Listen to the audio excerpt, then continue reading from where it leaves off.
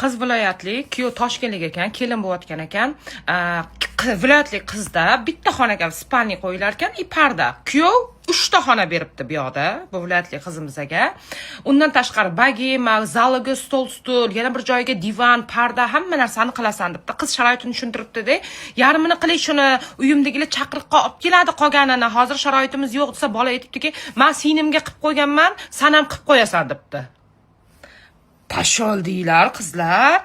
Hozir mana turmushga chiqmasdan turibdi, eringlar bo'lsa mayli, bolanglar bo'lsa mayli, chidaysizlar-da. Turmushga chiqmasdan turib, qaysi yuz bilan sizlarni katta qilgan ota-onanglarni qiynashinglar mumkin narsa talab qilib onginglar bormi qizlar?